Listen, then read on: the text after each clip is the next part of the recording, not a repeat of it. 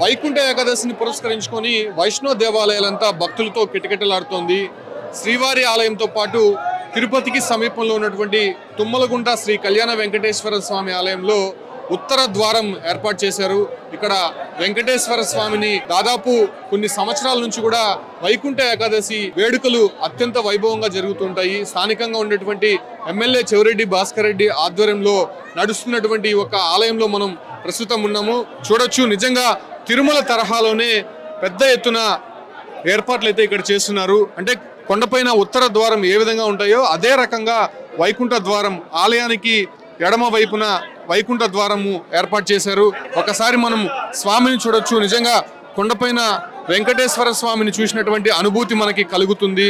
ధనుర్మాసం కావడంతోనే అటు స్వామివారికి చిలక కూడా చిన్నటువంటి పరిస్థితి మనం చూస్తున్నాం. అంటే పెద్ద సంఖ్యలో భక్తులు వస్తారనేటువంటి ఒక అంచనాతో తుమ్మలగుంటలో భారీ ఏర్పాట్లు అయితే చేశారు. ముఖ్యంగా వైకుంఠ ఏకాదశి, ముక్కోటి ఏకాదశి అంటేనే భక్తులకి చాలా ఇష్టంగా, చాలా భక్తి శ్రద్ధలతో వస్తుంటారు. ముఖ్యంగా నియమనిష్టలతో స్వామివారిని దర్శించుకోవాలి, ఉత్తరాయణం ద్వారా ఆ మార్గం గుండా వెళ్ళాలి అనేటువంటి ఒక సంకల్పంతో భక్తులు తెల్లవారుజాము నుంచే స్నానాలు ఆచరించి ఈ యొక్క ఆలయానికి వస్తున్నారు. ప్రస్తుతం మనము తుమ్మలగుంటలో ఉన్నటువంటి కళ్యాణ వెంకటేశ్వర స్వామి ఆలయంలో చూస్తున్నాం. భక్తుల తాకిడి ఎలా ఉందో నిజంగా ఊహించుకునే దానికి కూడా మనకి అంతుపట్టదని చెప్పుకోవచ్చు. మనం ఒకసారి వైకుంఠ ద్వారం గుండా వెళ్తాను. లోపల ఇంకా చాలా అరేంజ్మెంట్స్ అయితే చేశారు. విద్యుత్ దీపకాంతలు, వివిధ పుష్పాలతో అలంకరించినటువంటి సిచ్యువేషన్స్ అయితే లోపల కనిపిస్తుంది.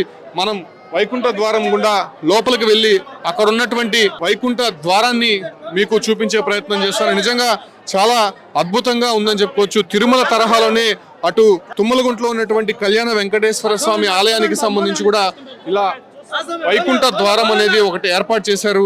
అయితే వైకుంఠ ఏకాదశి నాడు ఉత్తర ద్వారం గుండా వెళ్ళి స్వామివారిని దర్శించుకుంటే వైకుంఠ ప్రాప్తి కలుగుతుందని చెప్పి కూడా అందరూ భావిస్తూ ఉంటారు. ఈ క్రమంలోనే మనం ప్రస్తుతం వైకుంఠ ద్వారం గుండా ఎంటర్ అవుతున్నాము. ఇక్కడ చూడొచ్చు, చాలా దేదీప్యమానంగా అలంకరించారు. వైకుంఠ ద్వారం అనేది నిజంగా వైకుంఠ ప్రాప్తి కలుగుతుంది అనేటువంటి ఒక నమ్మకం ఉంది భక్తులకి. చూడొచ్చు, రాధాకృష్ణులు, అదేవిధంగా చాలా అంటే ఆలయానికి ప్రాకారం ఏర్పాటు చేసి దాని తరహాలోనే వైకుంఠ ద్వారం మార్గాన్ని ఇక్కడ ఏర్పాటు చేశారు. చూడొచ్చు, గోమాతను కూడా ఇక్కడ ఏర్పాటు, అన్ని దేవతలకు సంబంధించినటువంటి బ్రహ్మ, విష్ణు, మహేశ్వరులు కూడా ఇక్కడ ఏర్పాటు చేశారు. దేవాలయాలకు సంబంధించినటువంటి సత్యనారాయణ స్వామి దేవతా విగ్రహాన్ని కూడా ఇక్కడ ఏర్పాటు చేశారు. ఇక్కడ చూడొచ్చు, అనంత పద్మనాభ స్వామి విగ్రహాన్ని కూడా, నమూనా విగ్రహాన్ని ఇక్కడ ఏర్పాటు చేశారు.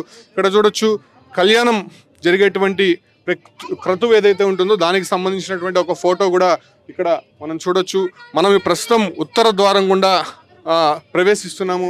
వైకుంఠ ద్వారం గుండా మనం ప్రయాణిస్తున్నాము. ఇక్కడ చూడొచ్చు, అష్టలక్ష్మికి సంబంధించినటువంటి ఒక ఫోటోను కూడా ఏర్పాటు చేశారు. ఇక్కడ చూడొచ్చు, నరసింహస్వామికి సంబంధించినటువంటి ఒక ఫోటోని ఏర్పాటు చేశారు. ఇక్కడ కూడా ఏదైతే కళ్యాణం సంబంధించినటువంటి దేవతల కళ్యాణానికి సంబంధించినటువంటి ఒక ఫోటోను కూడా ఏర్పాటు చేశారు. ఇక్కడ చూడొచ్చు, శ్రీవారి పాదాలు ఏర్పాటు చేశారు. కొండపైన ఉన్నటువంటి శ్రీవారి పాదాలని ఒక ఫోటో రూపంలో ఇక్కడ ఏర్పాటు చేశారు. ఇక్కడ చూడొచ్చు, మత్స్య అవతారానికి సంబంధించినటువంటి ఒక ఫోటోను కూడా ఏర్పాటు చేశారు. ఆంజనేయ స్వామికి సంబంధించినటువంటి ఫోటో. సో ప్రస్తుతం మనం వైకుంఠ ద్వారం గుండా ప్రవేశించాము. ఇక్కడికి బయటకు కూడా వచ్చేసాము. ఇక్కడ చూడొచ్చు, పునర్దర్శన ప్రాప్తిరస్తు అనేటువంటి ఒక బోర్డు కూడా ఉంచినటువంటి పరిస్థితి. నిజంగా సూర్యుడు ఉత్తరాయణానికి మారే ముందు వచ్చే ధనుర్మాస శుద్ధ ఏకాదశినే వైకుంఠ ఏకాదశి లేదా ముక్కోటి ఏకాదశి అంటారు. అంటే విష్ణుమూర్తిని దర్శించుకోవడానికి వైకుంఠానికి తరలి వచ్చే ముక్కోటి దేవతలతో కలిసి స్వామి భూమిలోకానికి వచ్చే శుభ సందర్భంగా వైకుంఠ ఏకాదశిని కూడా పిలుస్తుంటారు. నిజంగా ఆలయం అంతా కూడా చాలా దేదీప్యమానంగా మారిందని చెప్పుకోవచ్చు. అంటే చాలా ప్రసిద్ధి చెందినటువంటి ఆలయంగా చెప్పుకోవచ్చు. నిజంగా చాలా నియమనిష్టలతో ఆలయంలో పూజాది కార్యక్రమాలు ఉదయం నుంచే కూడా జరుగుతున్నాయి. ముక్కోటి ఏకాదశి రోజు విష్ణు దర్శనం తర్వాత పూజ చేసి ఉపవాసం ఉండి అదేవిధంగా నిద్రాహారాలు మానితే పుణ్యఫలం లభిస్తుంది, వైకుంఠ ప్రాప్తి లభిస్తుందని చెప్పి కూడా భక్తులు నమ్ముతుంటారు. కాబట్టి ఆ రకంగా ప్రస్తుతం తుమ్మలగుంటలో ఉన్నటువంటి ఈ ఆలయానికి సంబంధించి కూడా ప్రత్యేకమైనటువంటి దర్శన ఏర్పాట్లు అయితే చేశారు.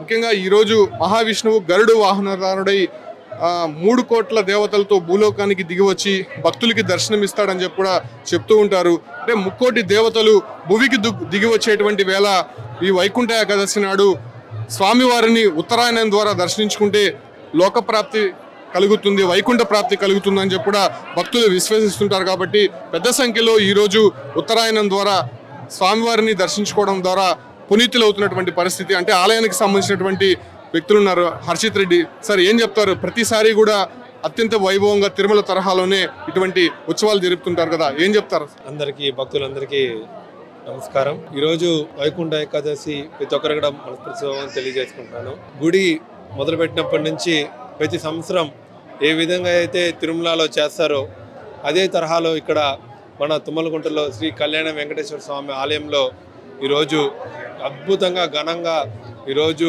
మన వైకుంఠ ఏకాదశి జరుగుతుంది. ఎంతో మన ఎమ్మెల్యే గారు చెవిరెడ్డి భాస్కర్ రెడ్డి గారు ఒక భక్తి భావంతో ఒక తుమ్మలగుంటని ఒక పుణ్యక్షేత్రంగా చేసి ఈరోజు అద్భుతం కొన్ని లక్షల మంది జనాలు కొండకి ఎవరైతే ఆ పోలిన వాళ్ళు ఉంటారో ప్రతి ఒక్కరు కూడా లక్షల మంది రోజుకి ఈరోజు మాత్రమే సుమారు 1,00,000 మంది పైన జనాలు ఈరోజు వచ్చి స్వామివారిని దర్శించుకోవడం కూడా జరుగుతుంది. వాళ్ళకి కావాల్సిన సదుపాయాలు, వాళ్ళకి కావాల్సిన ప్రతి ఒక్కటి కూడా ఆయనే ప్రత్యక్షంగా పరోక్షంగా చూసి భక్తులకి ఎలాంటి ఇబ్బంది రాకూడదు అనేసి ఈరోజు చేయడం జరుగుతుంది. ఎందుకు చూడొచ్చు, సుమారు మన ఆర్చ్ వరకు ఈరోజు క్యూ ఈరోజు ఉందంటే దానికి స్వామివారి ఆశీస్సులు ఈరోజు అందరి మీద ఉండాలనేసి మనస్ఫూర్తి కూడా కోరుకుంటున్నాను కదా. వెంకటేశ్వర స్వామిని వైకుంఠ ద్వారం గుండా అందరూ కూడా దర్శించుకోలేరు. తిరుమలలో చాలా కష్టతరంగా మారుతోంది. కాబట్టి తిరుమల తరహాలోనే తుమ్మలగుంటలో ఉన్నటువంటి శ్రీ కళ్యాణ వెంకటేశ్వర స్వామి ఆలయానికి ప్రత్యేకించి ఎమ్మెల్యే చెవిరెడ్డి భాస్కర్ రెడ్డి చొరవతో ప్రతి సంవత్సరం కూడా ఇటువంటి ఉత్సవాలు వైభవంగా జరుగుతూ ఉంటాయి. ప్రత్యేకించి వైకుంఠ ఏకాదశి నాడు ఉత్తరాయణం ద్వారా ఉండేటువంటి మార్గాన్ని కూడా ఇక్కడ ఏర్పాటు చేసి భక్తులని పునీతులు చేసేటువంటి కార్యక్రమం ఇక్కడ జరుగుతోంది. నిజంగా వైకుంఠ ఏకాదశి నాడు వైష్ణవ దేవాలయాలంతా భక్తులతో కిటకిటలాడుతుందని చెప్పుకోవచ్చు. ప్రత్యేకించి తుమ్మలగుంటలో ప్రత్యేకమైనటువంటి ఏర్పాట్లు అయితే మాత్రం ఇక్కడ చేశారని చెప్పుకోవచ్చు.